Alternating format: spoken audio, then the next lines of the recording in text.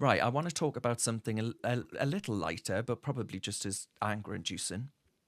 Charlotte Gill, who I used to work with at GB News, she's a journalist and she has written on her Substack.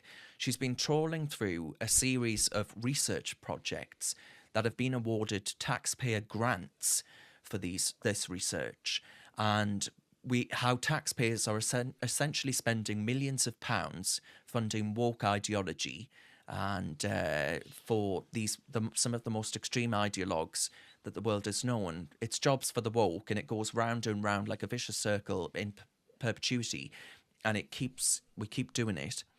So Charlotte, this is the where she gets her research from, the UK Research and Innovation website, and this is all publicly available, by the way.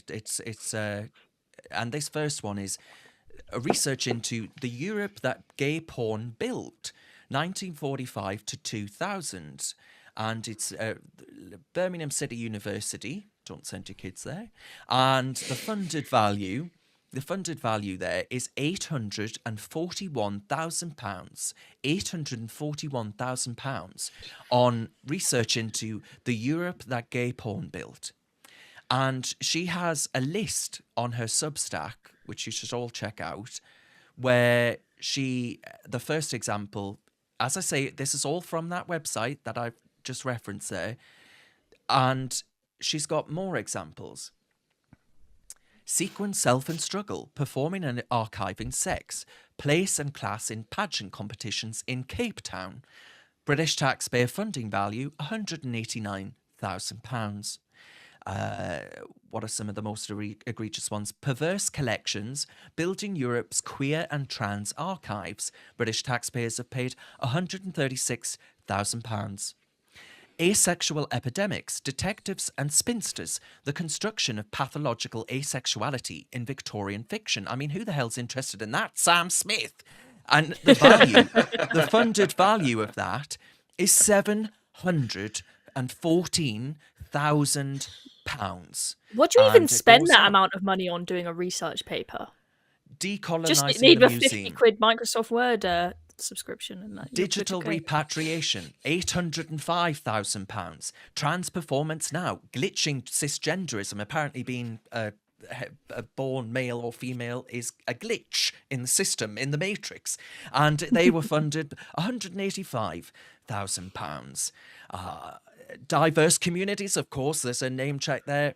This is the BLM grift, funded £805,000 on looking at diversity in contemporary performance of early modern plays. Early modern plays were written for a majority white country. Of course they're not going to be bloody diverse. You idiot! Why have taxpayers been forced to give over £805,000? What is going on? I can't cope with this. I cannot cope with this. I tell you what, I am willing to write a woke research paper if I get 800 grand for it. I'm willing to sell my soul and get nearly a million quid. I will be living the high life. I'll buy myself a nice big mansion.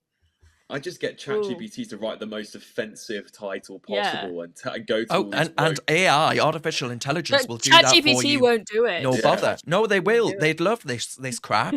Oh, they love this is what their bread and butter is. AI are totally woke joke.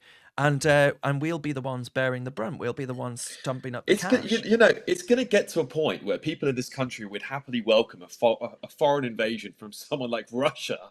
This is where it's going to lead. I'm telling you, there's going to be people who will be going, I'd actually rather have Putin running this country than the current mob circus that are doing it now, because if this is where my money's going, I would much rather just chuck in the towel. It's absolutely insane to think that the direction of our country from a research, from a educational standpoint, from a policing, every major institution is being infiltrated by this small mind virus of people, I call them 5%ers, and they are radical. They will shout and scream. They'll complain about you to HR. They'll get you fired. They'll troll your social media accounts. These people seem to have infiltrated the deepest cracks of society and are literally just putting a wedge in the middle of all of us and going, we want segregation back. by the way. We want labels back, by the way. It's madness, Darren. It's madness. It's madness. Well, I mean, Annette this is on the Facebook, thing, is that Annette we're Day losing commented, support for hang on, I'll just read democracy. Annette's comment. Annette says, unbelievable what's going on. I sometimes think I'm in a parallel universe. And I think we all feel the same way. Yep. Yeah, really do. Really, really do. Yeah, what I was going to say is we are actually losing the case for democracy.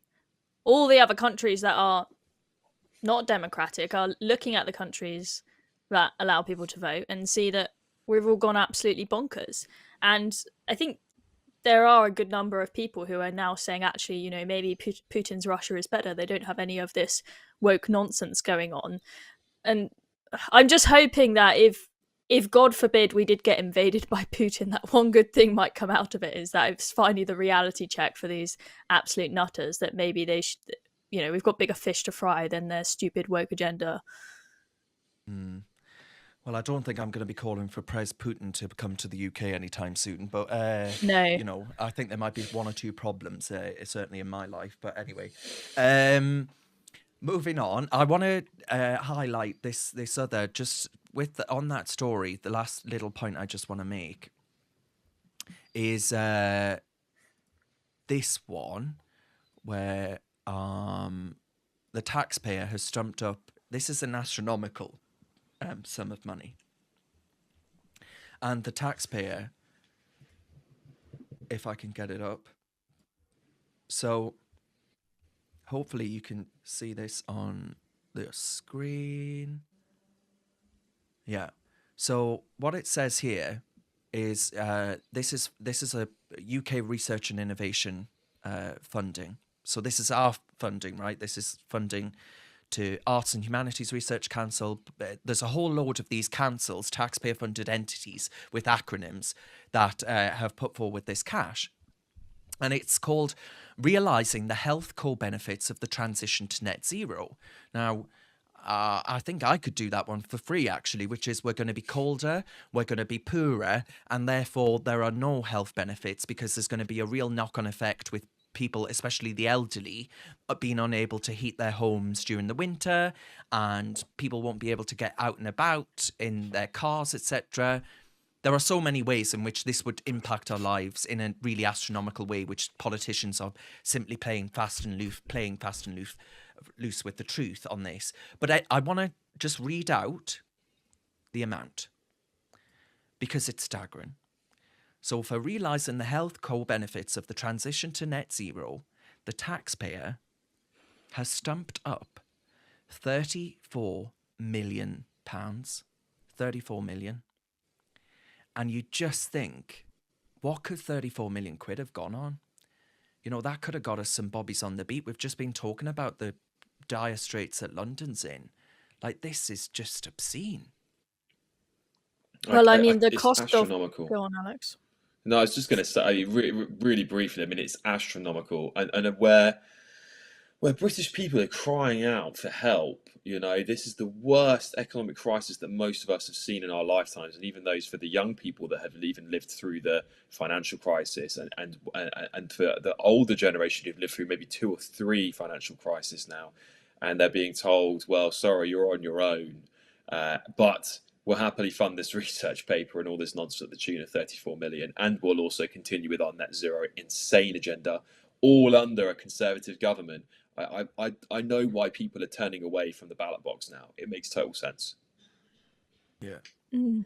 Yeah, absolutely. And the amount that we've spent on those pro-Palestine protests since they started is now in excess of 30 million, I expect, by now. We saw recently it was 30 million a few weeks ago. So to just put it into context, you've seen how much goes into those protests every single Saturday. Tons and tons of police lined up all over the streets.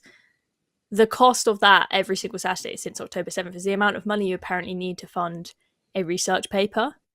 And think, as Darren said, you know, this could put more bobbies on the street. If that amount of money can put the number of policemen on the street that we've seen put on the streets for the pro-Palestine protests, maybe we'll see knife crime going down finally. But also, though, what does this tell us about the Conservative Party's priorities? Because they've been in power for 14 years. They promised a war on waste. They promised to get in tune with the British people's values. Well, we've seen migration's gone through the roof. And by the way, in Jeremy Hunt's latest budget statement, it relied on Office for Budget Responsibility forecasts, which still had net migration at 350,000. Like, that's far above what anyone in Britain wants. You know, I have a theory about this, Darren. Can I just, sorry to interrupt, because I have this amazing conspiracy theory that the Liberal Democrats never left government, that they just transformed into the Conservatives, and it was the Tories that got booted out in 2015. It is insane, because they are not conservative by any means. Fiscally conservative, they are the biggest state spenders in history. They are not conservative on crime. They are not conservative on anything, quite frankly. And I would happily see the entire party completely obliterated at this point. Well, I think you're going to get your wish at this rate. I really do. I hope so. I really do. You would have thought with the polling this bad, they'd finally start turning it around. I thought that they would get the kick up the butt that they needed by now, but clearly not. So maybe a total wipeout is what is going to be needed to actually get them to pull their act together and actually become Conservatives again, but time will tell. Have you got what it takes to be a reasoned presenter? Well, send us a short clip of yourself to join@reasoned.uk and we might be seeing you on this very channel very soon indeed.